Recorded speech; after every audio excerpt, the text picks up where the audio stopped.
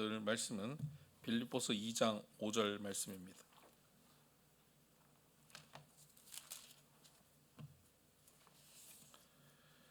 빌립보서 2장 5절.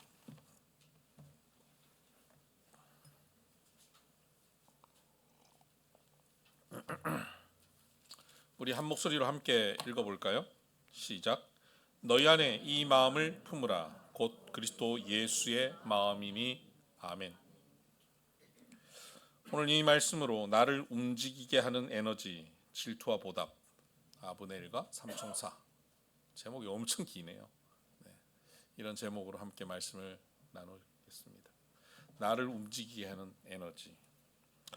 여러분, 어떤 물건을 만들려면, 제품을 생산하려면 원료도 필요하고 기술력도 필요하고 노동자들도 필요하고 공장도 필요하고 다 하겠지요. 그런데 그러한 것들을 결국 생산하려면 에너지가 있어야 됩니다. 전기가 있어야 되죠. 그래서 그러한 전기 에너지를 동원해서 많은 양의 물건들을 생산하고 그 물건을 무역해서, 특히 우리나라 같은 경우에는 땅에서 기름 한 방울 나지 않는 나라 아닙니까? 다 생산해서 무역을 통해 살아나는 나라인데, 근데 이제 그렇게 열심히 노력하고 물건 만들어 팔면 다 되는 줄 알았더니, 아니 2014년부터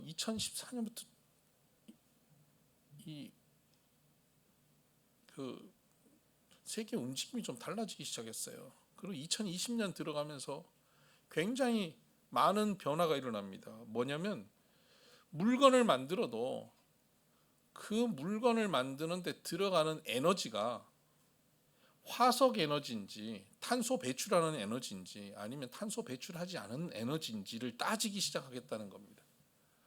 그것을 RE100이라고 표현합니다. Renewable Energy 100%.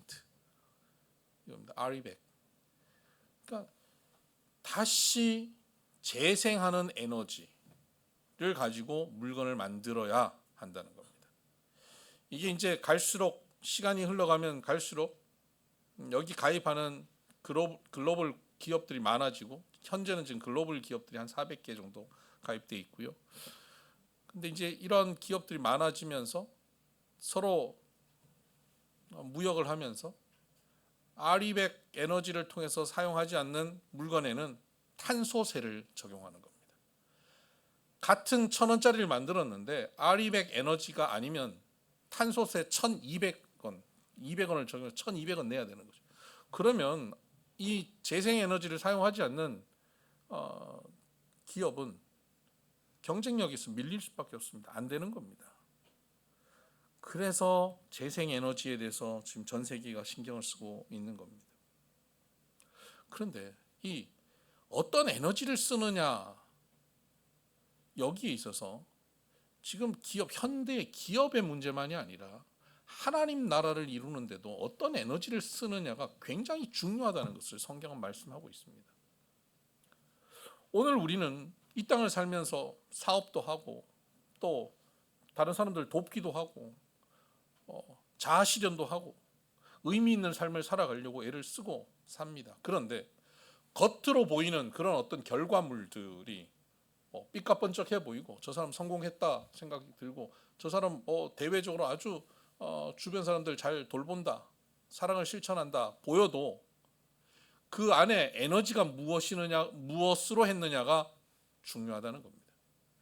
에너지가 잘못된 에너지, 오늘 말씀에 의하면 질투의 에너지를 통해서 이룬 거라면 아무 소용없는 겁니다. 그런데 그 에너지가 보답, 감사, 사랑, 이런 에너지로 이룬 거라면 그것은 하나님의 나라가 이루어지는 것이죠.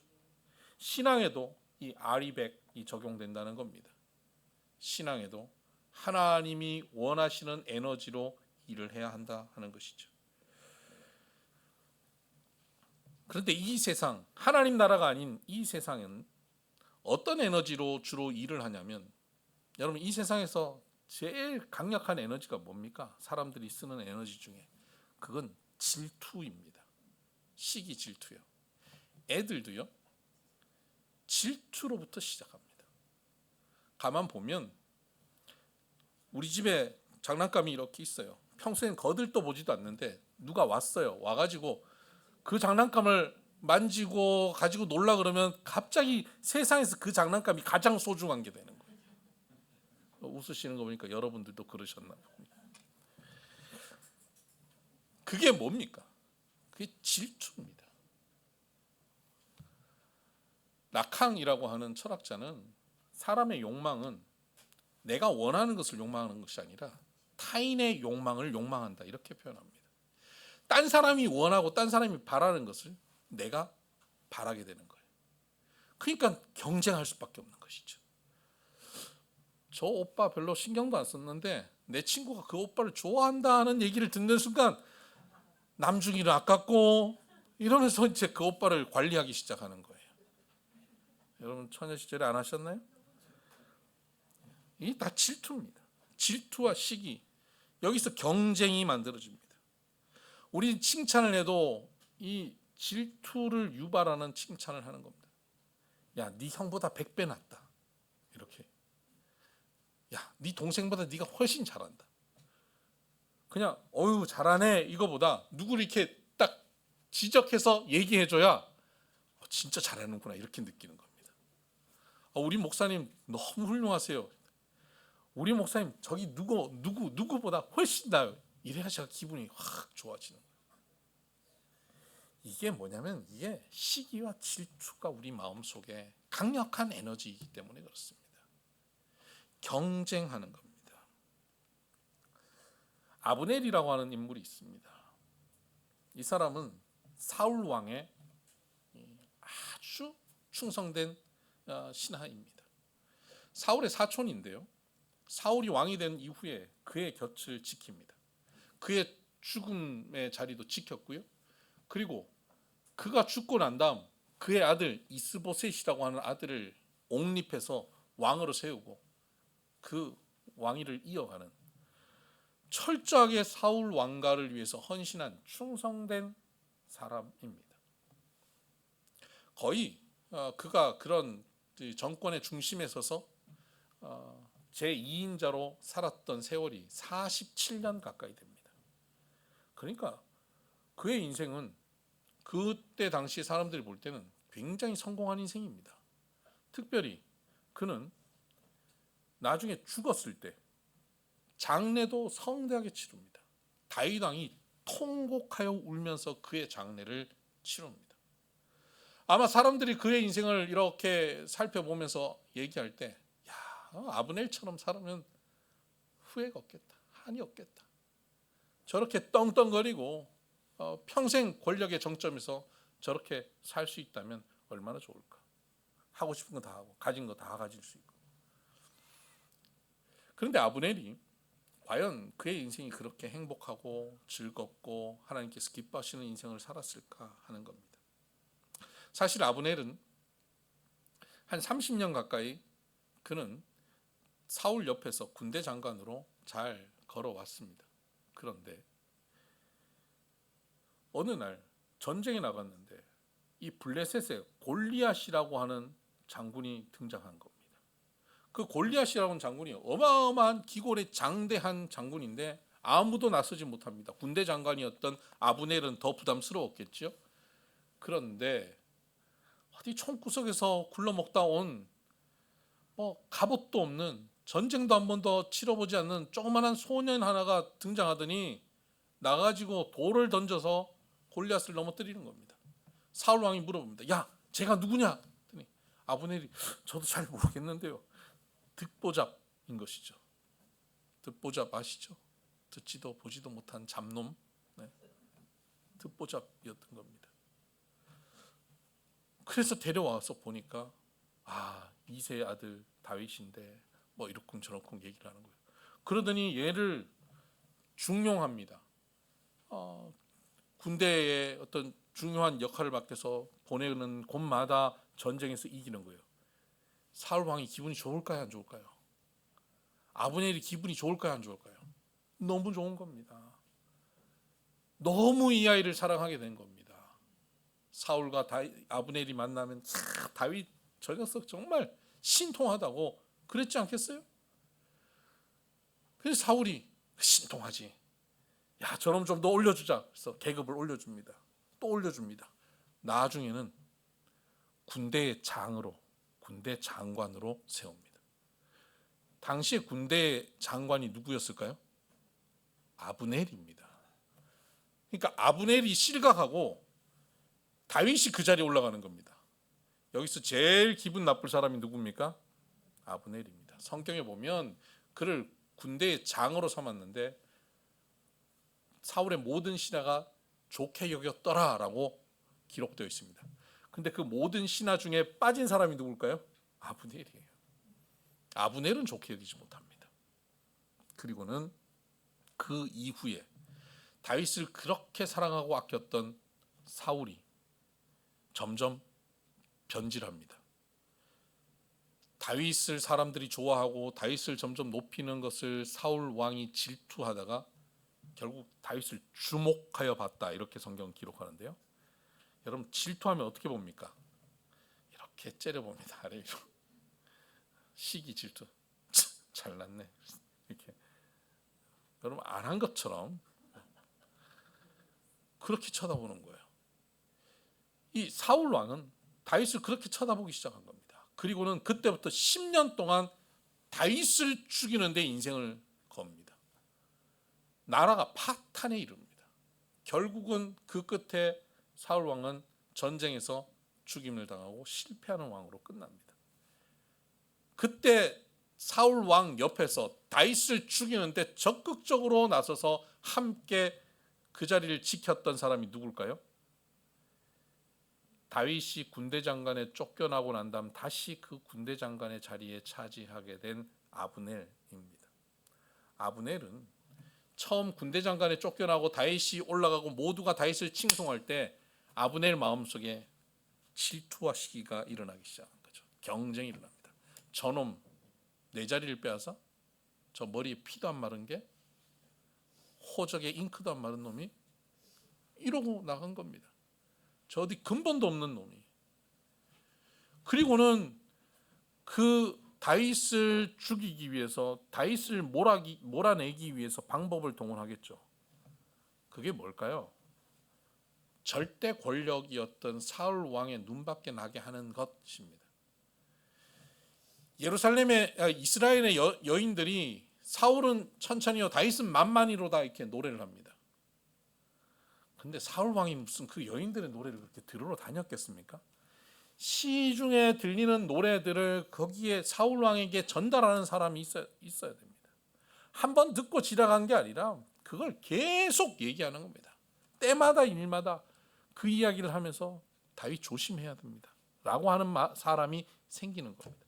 이게 시기와 질투를 갖고 있는 사람들의 모습입니다. 여러분, 시기하고 질투하면요, 그 에너지를 어디에 쓰냐면 분열에 씁니다. 분리시키는 데 씁니다. 야, 너 그거 알아? 이거 그 속에는 시기와 질투가 있어요. 여러분 그거 해보셨어요? 많이? 전화해가지고 그거 알아? 야, 너 아직 몰랐구나. 너한테만 얘기해줄게. 여러분, 그게 정말 그 사람이 몰라서 불쌍해가지고 그 정보를 모르니까 너무 불쌍해서 전하는 걸까요? 아니면 누군가를 시기하고 질투하고 누구를 깎아내리기 위해서 전하는 이야기일까요? 아브넬은 그렇게 전하기 시작했고 사울 왕은 결국 마음을 빼앗깁니다. 다윗을 미워합니다. 시기합니다. 질투합니다. 결국 아브넬과 사울은 10년 동안 다윗을 쫓아 죽이려고 따라다닙니다. 왕과 군대 장관이 그 나라를 지키고 그 나라를 윤택하게 복되게 만들어내는데 신경 쓰는 게 아니라 다윗 하나 잡겠다고 온 군대를 동원해서 그렇게 집중하는 겁니다. 그러다가 결국 다 패망하고 말았습니다. 아브넬은 그 이후에 사울이 죽고 난 다음에도 여전히 사울의 아들 이스보셋을 왕으로 세웁니다. 다윗은 남유다 쪽의 왕이 되었고요. 북이스라엘 쪽에 다윗이 왕이 되지 못하도록 사울 왕의 아들 이스보셋을 적자로 세워서 그를 왕으로 세웁니다. 그리고는 7년 6개월 동안 이 다윗의 왕국과 이스보셋의 왕국이 전쟁을 합니다. 그 중심에 아브넬이 있었습니다. 아브넬이 그렇게 이스보셋을 중심으로 한 사울 왕가를 철저하게 세우는 충성된 사람으로 비쳤을 겁니다. 사람들에게는 야, 사울 왕가를 지켜야지, 저 다윗한테 나라를 빼앗기면 안 돼, 그러면서 그런 명분을 주면서 사울 왕가를 지키려고 했을 겁니다. 겉으로 보면 이 아브넬의 이 명분은 꽤 설득력 있어 보입니다. 그리고 아브넬은 개인의 이 권력욕이 아니라 사울에 대한 충성으로 그 일을 하는 것처럼 보입니다. 그런데 이 아브넬이요, 사울의 첩을 건드려요. 그때 이스보셋이 그것 때문에 이 아브넬에 대해서 기분 나쁜 얘기를 한 겁니다. 그랬더니 아브넬이 이렇게 반응합니다. 사무엘하 3장 8절. 아브넬이 이스보셋의 말을 매우 분하게 여겨 이르되 내가 유다의 개 머리냐. 여러분 성경에 이런 표현도 있습니다. 점잖아서 개 머리냐, 개 대가리냐 이겁니다. 내가 유다의 개 머리냐. 내가 오늘 당신의 아버지 사울의 집과 그의 형제와 그의 친구에게 은혜를 베풀어 당신을 다윗의 손에 내주지 아니하였거늘 당신은 오늘 이 여인에 관한 허물을 내게 돌리는도다. 야, 내가 너 이렇게 봐줬지 않냐? 나를 개 머리로 생각하냐? 그리고는 어떡합니까? 다윗에게로 가가지고 이 나라를 당신에게 돌리겠습니다. 그리고 이스보셋을 배신합니다. 여러분, 그동안 이스보셋을 왕으로 세우고 그 나라를 지켰던 이유와 목적이 뭐였습니까? 사울 왕가를 지키는 것처럼 보였지만 사실은 자기를 위한 것이었습니다. 경쟁이었고 질투와 시기가 그 에너지였던 겁니다. 그런데 어느 날 그 경쟁하고 질투와 시기하는 것이 틀어져 버리니까, 그것이 이스보셋을 향해서 가버리니까요, 17년 동안 경쟁하고 시기했던 다윗에게 가가지고 내가 당신을 섬기겠다고, 이 나라를 당신한테 돌려주겠다고. 이 사람은 지난 17년 동안 인생을 쏟아놓고 달려왔던 그것의 그 의미와 그 명분 자체가 없다는 것을 증명하는 모습을 보이는 겁니다. 17년 동안 뭐 때문에 살아왔습니까? 헛수고한 겁니다. 인생 전체를 헛된 데 쏟아놓은 겁니다. 그 출발의 에너지는 시기와 질투였습니다. 여러분, 혹 우리가 오늘 열심히 살고 열심히 노력하고 열심히 돈 벌고 이 사람 만나고 저 사람 만나고 뭔가 대단한 것, 사람들 볼 때는 대단한 명분으로 뭘 하는 것처럼, 저 사람 훌륭하다고 얘기하는 것처럼 보일지라도 우리는 알잖아요. 우리 마음속에 이것이 질투인지 시기인지 경쟁인지 무엇 때문에 이것을 하고 있는지 우리는 알지 않습니까?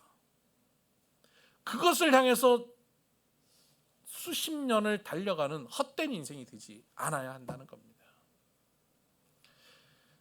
고린도전서 13장 1절에서 3절까지 말씀을 보면,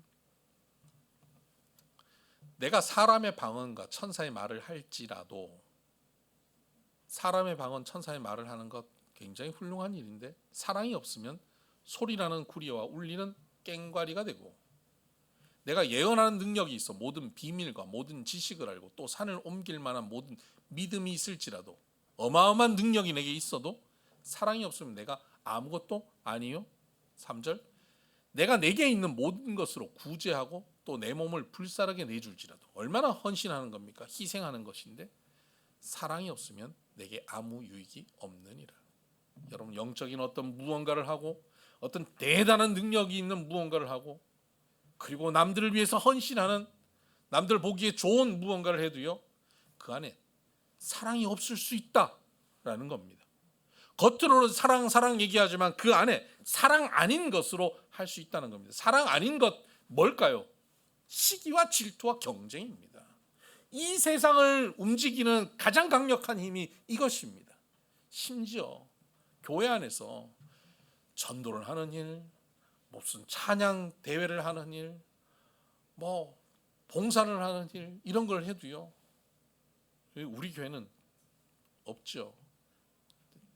이건 진짜 웃자고 하는 얘기가 아니라 진짜 우리 교회는 없는데, 다른 교회들 얘기를 들어보면 교회 안에 부서별로 서로 경쟁하고 이기주의가 가득하고, 구역마다 뭐 소그룹 모임마다 서로 경쟁하는 거예요. 담임 목사님이 무슨 행사하면 각 교구마다 나눠서 교구 담당 부목사들 막 전문용어로 쪼아요. 닥달해요. 그러면 교구 목사님들은 막 또 그 교구에 있는 권사님들한테 전화해가지고 쪼아요. 경쟁합니다. 그러면 어느 교구는 몇 명 모였냐, 어느 교구는 몇 명 모였냐, 심지어는 그거 가지고 진짜 담임 목사가 부목사들 막 욕하고, 이런 데 더 심한 데도 있어요. 여러분 아는 어떤 교회 진짜 말도 안 되는 그런 일들을 행하는 교회들이 있어요. 이게 뭡니까? 그러니까 하나님 나라를 위해서 전도하는 겁니까? 하나님 나라를 위해서 찬양하는 겁니까? 아니에요. 시기와 질투, 경쟁심을 가지고 하는 겁니다. 교회도 그렇게 할 때 교회가 막 뭔가 움직이는 것 같아요. 막 행사를 하는 것 같아요. 그것 가지고 막 경쟁하면서 막 열심을 냅니다. 경쟁해야 열심이 나요. 그 열심을 내서 무언가를 하기 위해서 경쟁심을 유발하고 시기와 질투의 에너지를 사용해서 무언가 행사를 대단하게 치러내면 거기 하나님 나라가 이루어질까요? 전혀 아닙니다. 겉으로 삐까뻔쩍해 보이지만 전혀 그것에 하나님 나라가 이루어질 수가 없는 겁니다. 에너지가 잘못된 에너지를 사용하고 있으면 그 결과물을 하나님께서 받으시지 않습니다. 아무것도 아니다라고 말씀하십니다. 좋은 에너지를 사용해야 합니다. 그 에너지를 사랑이라고 표현합니다. 보답, 감사라고 표현합니다. 다윗에게는 세 용사가 있습니다. 그 외에도 다윗에게는 수많은 용사들, 다윗에게 충성을 다하는 용사들이 있습니다.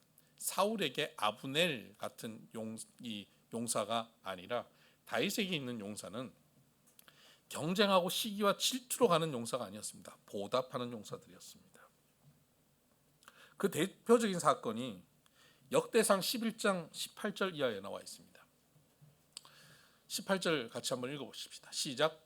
이 세 사람이 블레셋 사람들의 군대를 돌파하고 지나가서 베들레헴 성문 곁 우물물을 길어가지고 다윗에게로 왔으나 다윗이 마시기를 기뻐하지 아니하고 그 물을 여호와께 부어 드리고. 여러분, 다윗에게는 이 세 사람이 있었는데요, 이 세 사람은 세 용사입니다. 그걸 오늘 저는 삼총사라고 표현했는데, 여러분 이 세 용사가 어떤 일을 하냐면 블레셋과 대치하고 있었는데 다윗이 그냥 한 얘기예요. 그러니까 이 리더들은 그냥 하는 얘기도 되게 조심해서 해야 될 것 같아요. 야, 저 블레셋이 지금 진치고 있는 저 베들레헴 땅에 있는 저 우물물이 너무 맛있는데, 야, 저 우물물 좀 먹었으면 좋겠다. 그랬더니 그걸 옆에서 들었던 세 용사가, 야, 우리 다윗 왕에게 저 우물물을 갖다 드리자. 셋이서 적진을 파고 들어가가지고 그 우물물을 길러서 온 거예요. 그 왕에게 그 우물물을 갖다 바친 겁니다. 그랬더니 다윗이 그 마시기를 기뻐하지 않았습니다. 이야, 이게 베들레헴 우물물이라고? 우와, 내가 아껴 먹을게. 그러지 않았습니다. 그 물을 여호와께 부어드립니다. 그리고 19절. 이르되 내 하나님이여, 내가 결단코 이런 일을 하지 아니하리이다. 생명을 돌아보지 아니하고 갔던 이 사람들의 피를 어찌 마시리이까 하고, 그들이 자기 생명도 돌보지 아니하고 이것을 가져왔으므로 그것을 마시기를 원하지 아니하니라. 세 용사가 이런 일을 행하였더라. 이 일을 기록한 이유가 뭘까요? 세 용사의 충성을 얘기해 주는 것이고요, 그 충성을 다윗이 어떻게 받고 있는지를 얘기하고 있습니다. 그 충성을 다윗이 받아 누리는 삶이 아니었습니다. 그렇게 하지 말라고, 나에게 충성하지 말라고, 사람에게 그거 하지 말라고, 너희 생명이 중요하다고 그들을 아껴주는 겁니다. 야, 나를 위해서, 나 물 먹이려고 네 생명 피를 걸지 마라. 너 생명이 얼마나 중요한데. 그리고 그 사람 한 사람을 소중히 여겨주는 모습을 보이는 겁니다. 다윗은 그들을 사랑하고 그들은 그 사랑에 보답하고, 이게 다윗의 모습, 다윗의 이 신하들의 모습이었습니다. 다윗 공동체의 모습이었습니다. 이 사람들이 원래 이렇게 보답하고 사랑으로 무언가를 하는 사람들일까요? 여러분, 사람들은 그런 사람 없습니다. 우리 모두가 알잖아요. 우리 모두가 얼마나 시기 질투가 많고 경쟁적인 존재인지 우리 알잖아요. 저도요. 지금 우리 딸이 지금 우리 정영관 집사님 딸이랑 지금 캐나다 가 있거든요. 딸이 한 번씩 전화하는데 지 엄마한테 전화했다 그러면 기분이 좀 상해요.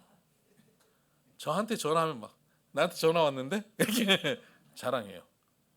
와이프한테도, 제 아내한테도 경쟁심이 있어요. 이게 우리예요. 우리 사람이 그래요. 여러분, 안 그런 것처럼 그렇게 쳐다보면 지금 공개한 저는 뭐가 돼요? 똑같지 않아요?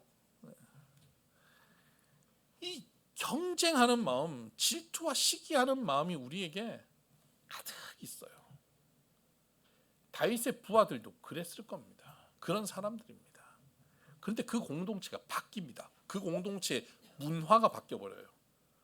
어떻게 바뀌냐면, 다윗이 도망을 치다가 갈 곳이 없어서 광야에 있는 아둘람 굴에 도망갔는데, 그 당시 그 사회에서 환난당하고 빚지고 원통한 자들이 갈 곳이 없어서 다윗에게로 찾아옵니다. 와가지고는 그들과 함께 아둘람 굴 공동체를 만듭니다. 함께 먹고 살 게 없는 사람들, 그런 사람들이 모였습니다. 그 속에서 모인 사람이 무슨 대단히 성숙한 사람입니까? 그 사람들이 뭐 남들보다 신앙이 좋은 사람들입니까? 아니에요. 갈 데 없어서 모인 사람들이에요. 먹을 게 없어서 모인 사람들입니다. 도망친 사람들이에요. 바닥을 친 사람들입니다. 이 사회에서 깊은 상처를 가진 사람들입니다. 상처 많은 사람들은 서로 싸우기도 잘해요. 그 공동체를 다윗이 사랑으로 보듬습니다. 그 사람을 사람답게 만들어냅니다. 그 사람들의 가족들을 불러서 함께 지내게 합니다. 결혼도 시킵니다. 가정을 이루게 합니다. 그렇게 함께 도망을 다닙니다. 그들 먹여 살립니다. 여러분, 저 물 자기가 안 마시고 쏟아 버리는 거 보세요. 다윗이 자기 혼자 먹었겠습니까? 콩 하나가 있어도 나눠서 먹었던 그런 공동체입니다. 나중에 블레셋의 시글락 성에 들어가서 조금 안정적으로 살 때가 있었습니다. 그런데 그 시글락 성이 이 아말렉의 공격을 받고 불타고 이 처자식들이 다 빼앗기는 상황에 벌어졌을 때, 다윗과 다윗의 부하들이 그것 때문에 대성통곡합니다. 울 기력이 없을 만큼 울다가 다윗의 부하들이 이 문제의 원인 제공자는 다윗이다 라고 하면서 다윗에게 돌을 들어서 죽이려고 하는 겁니다. 아니, 거의 10년 동안 바닥에서 함께 사랑으로 살아왔던 사람들이 그 다윗에게 보답하기는커녕 분노로 그것을 쏟아내는 겁니다. 그때 다윗이 하나님 앞에 기도하고 하나님의 도우심을 받아서 자기에게 반역한 사람들을 이끌고 아말렉에게 가서 가족들을 다 건져냅니다. 뿐만 아니라 더 많은 재산을 가져옵니다. 그리고 끝까지 반역했던 600명 중에 200명들도 품습니다. 그 안에서 자기들끼리 나눠줘요. 처음에 돌 들고 같이 죽이려고 했다가 끝까지 따라간 400명, 남았던 200명인데 여기들 서로 경쟁합니다. 쟤네들은 그냥 쫓아냅시다 이렇게요. 그런데 그것을 품어냅니다. 그렇게 품어진 사람들, 용납된 사람들, 끝까지 사랑받은 사람들, 이 사람들이 다윗의 용사들이 되는 겁니다. 그 사람들 중에 대표적으로 용서받은 사람, 그 사람이 세 용사입니다. 삼총사. 그러니까 그들은 내가 이거 이번에 이렇게 성공해가지고 물길로 와서 다윗의 눈에 딱 띄어서 출세해야 되겠다. 이제 다윗이 이스라엘 전체 왕이 될 텐데 그날에 내가 한 자리 차지해야지 하고 다윗 옆에 자기의 무언가를 보이려고 경쟁하기 위해서 시기 질투심으로 우물까지 가서 그 우물에 물을 길러온 게 아니라는 거예요. 나처럼 부족하고 죽어마땅하고 초라하고 포기해야 될 인생을 다윗이 포기하지 않았다. 그런 나를 용납해줬다. 아니 내 가족도 나를 용납해주지 못할 그런 존재인데 나를 용납했다 하는 사실에 그들이 감격했던 것입니다. 그리고 일평생 그 다윗에게 그 받았던 은혜를 보답하고 감사하고 사랑하며 사는 삶이 된 겁니다. 다윗 왕국은 이런 사람들로 인해 세워집니다. 그래서 이스라엘 역사상 가장 위대한 시대가 다윗 왕국의 시대였습니다. 그 시대는 사랑하고 섬기고 보답하고 감사하는 시대였기 때문입니다. 그래서 그곳에 이 땅에 국가가 형성되고 이 땅의 정치 제도로 나라가 만들어졌지만 그 나라 가운데 하나님 나라가 풍성히 임하게 된 것입니다. 여러분, 오늘 우리의 삶에 이 하나님 나라가 임하여야 되지 않겠습니까? 이 하나님의 나라는 경쟁하고 시기하고 질투해서 만들어내는 것이 아닙니다. 하나님을 향한 사랑에 대한 보답함, 감사함으로 그 하나님 나라를 함께 이루어가는 겁니다. 근데 이 세 용사가 어떻게 그 평범한 욕심 많고 시기 질투하는 세 용사가 어떻게 이런 보답하는 인생으로 바뀔 수 있습니까? 사랑을 받아봤기 때문입니다. 용납 받아봤기 때문입니다. 오늘 우리가 시기 질투하지 않고 이 세상의 경쟁사회, 무한 경쟁사회에서 우리가 보답하는 삶으로 하나님 나라를 이루어가는 사람이 어떻게 될 수 있습니까? 받아봐야 됩니다. 그러니 안 되지. 내 남편은 나한테 뭘 사랑을 주는 적이 없어요. 우리 부모한테 내가 제대로 사랑을 받아본 적이 없어요. 그러니 안 되지. 그러니까 나는 태생적으로 시기, 질투, 경쟁하는 인생이 될 수밖에 없어요. 여러분 그렇게 생각하십니까? 네, 우리 모두 다 왜곡된 관계 속에서 상처도 받고 사랑도 제대로 받지 못하며 살아왔을 수 있습니다. 그런데 그런 우리들에게 예수님이 하늘 보좌를 버리고 낮고 천한 곳에 오셨지 않습니까? 죽기까지 우리를 사랑해 주셨잖아요. 그 예수의 사랑을 누리고 깨닫고 나면 우리는 달라질 수 있습니다. 그래서 오늘 우리가 읽었던 빌립보서 2장 5절 말씀에 보면 너희 안에 이 마음을 품으라 곧 그리스도 예수의 마음이니 라고 말씀하고 계십니다. 우리 안에 예수의 마음을 가져야 됩니다. 예수 그리스도의 사랑을 누린 사람은 예수의 마음을 가지게 됩니다. 예수님이 날 위해 십자가에 죽으셨다. 죄인인 우리를 살리시기 위해서 나는 관심도 없었는데 누가 죽으라 그랬어요? 나는 관심도 없었는데 근데 날 위해 죽으셨다는 거예요. 그 사실이 믿어지는 순간 그 사랑이 얼마나 크게 감격적으로 누려지는지 모릅니다. 나를 용납해? 나를 용납해? 그 용납되어짐, 받아들여짐 속에서 그 사랑을 맛본 사람은 이제 예수의 마음으로 살게 되는 겁니다. 그 예수의 마음으로 사는 모습이 어떤 모습이냐? 빌립보서 2장 3절 말씀 보십시다. 빌립보서 2장 3절.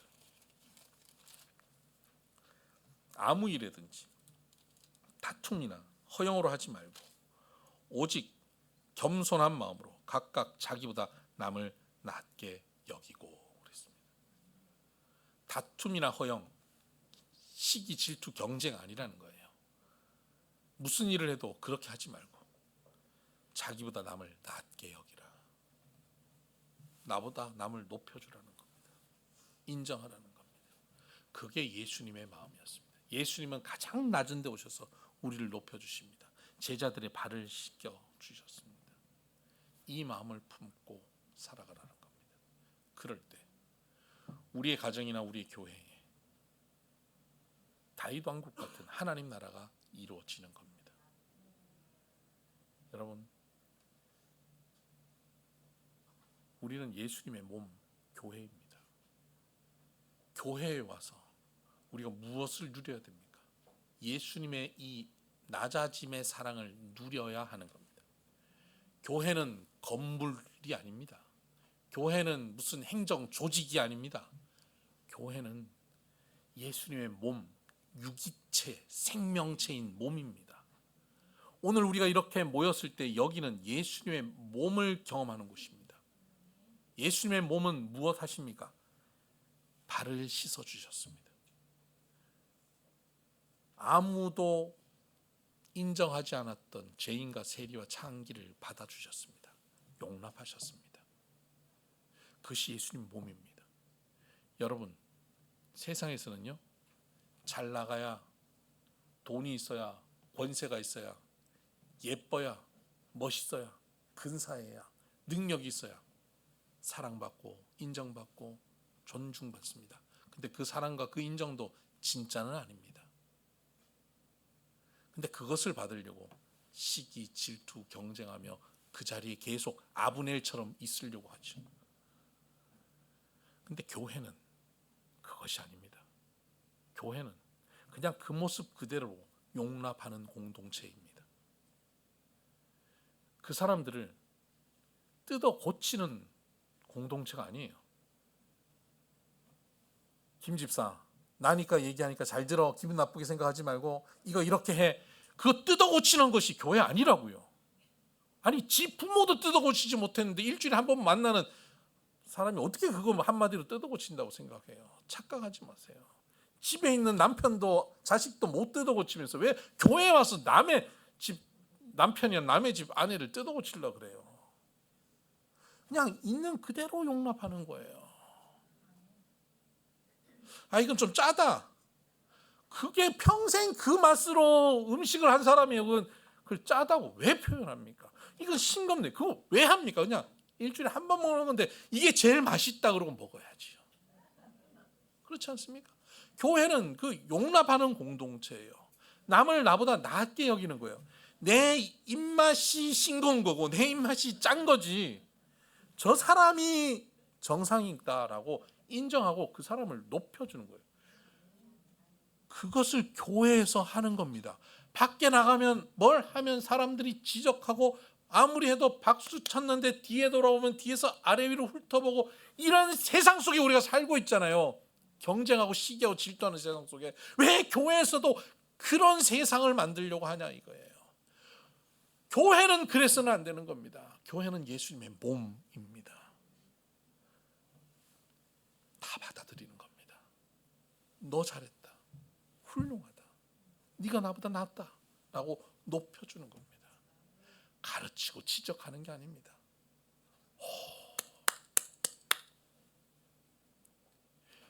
인정해주는 공동체. 그 공동체에서 이 사랑을 받고 이 인정을 받고 용납을 받은 사람은 어떻게 살까요?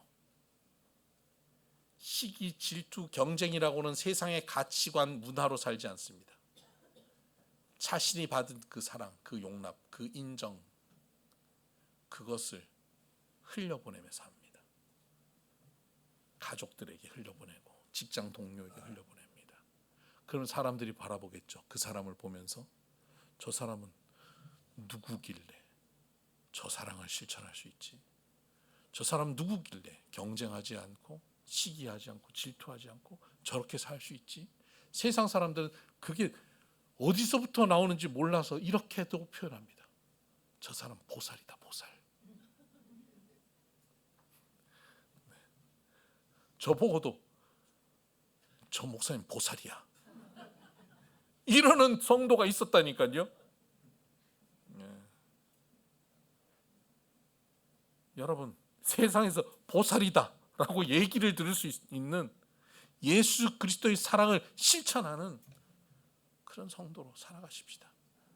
그게 내가 결심한다고 살 수 있습니까? 교회에서 그 사랑을 맛봐야 살 수 있죠. 우리가 서로에게 그 사랑을 맛보여주고 그 존중과 용납과 은혜를 나눌 수 있게 되기를 바랍니다.